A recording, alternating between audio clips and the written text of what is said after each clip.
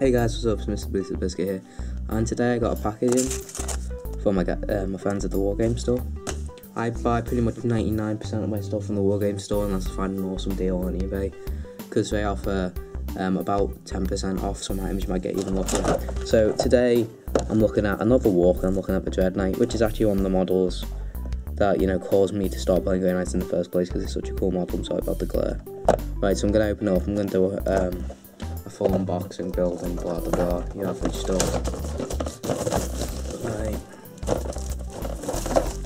So I was very surprised actually how big this box is compared to Dreadknight. It's probably about double the size. So I'm wondering if I can actually get any good conversions with this. Background. Because, well, firstly, let's just talk about what's in it. But yeah, it's on this 90mm base. It's quite a cool base. I quite like the big oval bases. Put that back there. So I was wondering if I could actually get any conversions done on this, because I've got my big box of bits over there, and I was wondering if it was actually worth the time trying to convert a Dreadknight, because I haven't seen any really conversions or got any ideas for it. So here's our first sprue. It's mainly leg parts. You've got the main legs, and then you've got the bits to cover the legs and arms and shoulders, and a bit of the back over here. So it's quite a plain sprue. It's probably one of the most boring sprues. You've got your instructions. Probably end up ignoring them because that's what you do. So second sprue, this is a much more interesting sprue. This is appears to be the more weapon-like sprue. We've got the demon hammer down here, a massive force sword. I believe it's called the Nemesis force sword. You've got your weapons, your doom fists. I believe this is the body of the incinerator. It is the body of the incinerator. I'll get this into focus. You've got an alternate. Is it an alternate head, or is it in two parts here? The demon hammer comes in two parts. Okay, so that's probably one of the coolest sprues. I really like that force sword. And here is sort of the main carapace of. I'll just zoom this back a little. So you've got the main body over here, and then as well as that, you got some shoulder pads. You got the shoulder pads with a little Terminator who sits inside. You got the bottom of the carapace there. You got a head of the guy who fits inside down here. You got the back panels and the beginning of the Infernus flamer bob thingy, so I'm thinking about how I'm going to build this and if I can do any conversions with it. So if I do come up with any conversions, I'll do a step by step. Otherwise, I think I'll just build it and show you how it goes. So I'll see you guys later. Hey guys, so I'm back with a Dreadknight. I've got multiple things to talk about.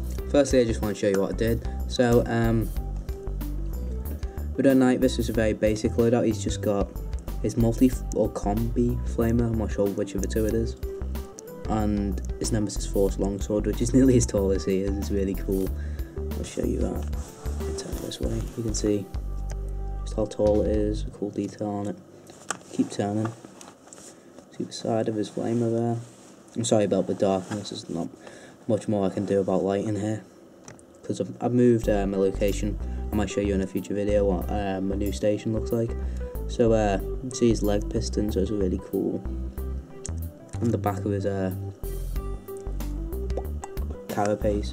Now if you look at it from the side, he's leaning a bit backwards. But yeah, if you look at it from the front, he almost seems sort of like taking a very defensive stance, which doesn't seem like he's leaning back. It's more like he's pushing 1 foot forward. So it's like a weird optical illusion. So there's the back of his carapace, and we spin all the way around to return back to the front view. So really the only optional thing I had apart from the weapons was up here with his little characteristic shield, and I put one of the ones in without any detail on, so I can do my usual just like white stripes across red background. So I'm looking forward to painting him. I'm going to compare him to some Dreadnoughts once I've painted him. He's a really cool model, I absolutely love it. Just one more thing. When I built him, I assembled him in two parts. So you got the upper carapace, and we've got this slot here with some sort of jagged pieces that are fit into a cog at the top there.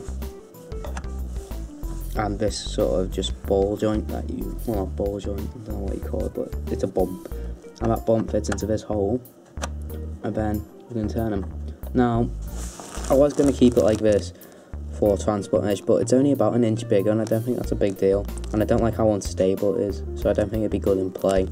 So I'm going to keep it like this, paint it, and then I might glue it on, and I might not.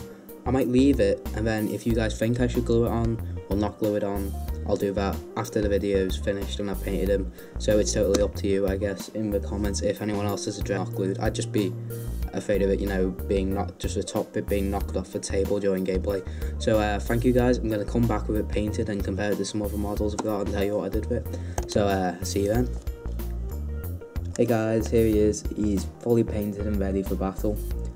So I'm just going to start with a quick rotation. So it's quite a quick, easy job to do. The only, it's got a patch up there. The only difficulty really was the legs are a bit sort of fidgety, because there's lots of I recommend painting it before you put it together, because there's just like you've got all your outer pistons and then bits within, like behind the pistons that you need to paint, and it can be a right pain trying to paint it once you've stuck it all together, having to reach the bush through and try and get necessary amounts of detail. So I'm going to start by looking at the base. Now, if you looked at one of my previous videos, I did a review of the woodland scenic basecrafts kit. Now, I used pretty much 90% of this base was done with that kit. So you can see the slate. This was the medium slate out of that kit. I sprayed it black and then painted it with various fortress greys as it comes originally looking like that. So you can see quite a dramatic difference there. It's quite chalky originally before you spray it, so I'm recommending you wash that off and dry it, of course. I also used the forest scatter for this brown bits around the edges here, and then just around you see this stuff. Now I actually used my own green scatter, but they give you an equivalent in the kit of it's just called basic material green mix, and it's pretty much the same, except the stuff I used is finer. The stuff I use you can just get at like a train store or your normal hobby store. I love the smiley face on the back, obviously. It's just like coloured green grit really with some yellows in there. So I've got a lot of that, you can buy that quite cheaply. And apart from that, there's just a little bit of static grass, which again didn't come from the kit. So really, you can make something very similar, and you can add your twigs and your leaves from the kit.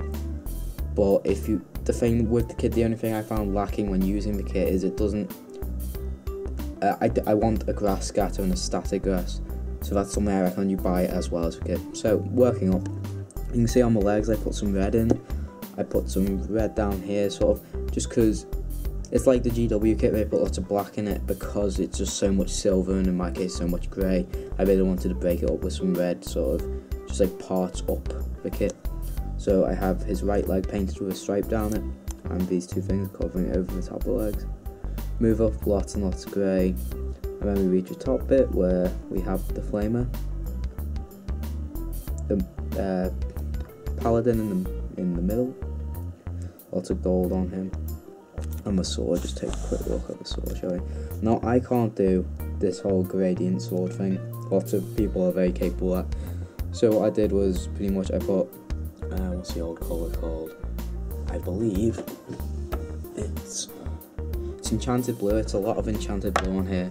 And then I put a bit of ice blue down the edges, and then pulled some ice blue up from the bottom to try and get a slight gradient going from lighter to darker with some ice blue on the edges. So, as well as that, I've just got some blood red here on this little shield, and some blood red with a wild rider red, or wild rider orange around the edge of the shoulder pads there. So that's about it. Just take a quick look at the back actually. So the back is just lots of metal and chaos black. There's some areas that need sort of patching up, but it's just lots and lots of black with some silver pistons. It's quite nice to look at actually, because there's a lot of detail, man. especially the backlight, which is mainly grey with a tiny bit of silver. So I'm just going to do a slow rotation. Oh, lastly, there's his arm guard here, which is awfully shiny. I might put a wash on that, and that's just some red, again with the Wild Rider highlight, and silver and white, nothing special really. So that's about it. I'm just going to do the usual rotation. Hope you guys enjoyed this video. It was an absolute pleasure making this kit. Painting it was a lot of fun, and it was great to be able to use such a large area on this. I think it's either 90 or 128. I'm unsure, to be honest, but it's great to be able to sort of, with a dreadnought, you know, the legs are very shallow, so you can't sort of reach underneath them and put lots of detail in. But here I could really work around the legs, so it was great. So thank you guys for watching. I'll see you again next time. I don't know what they think about needing glue.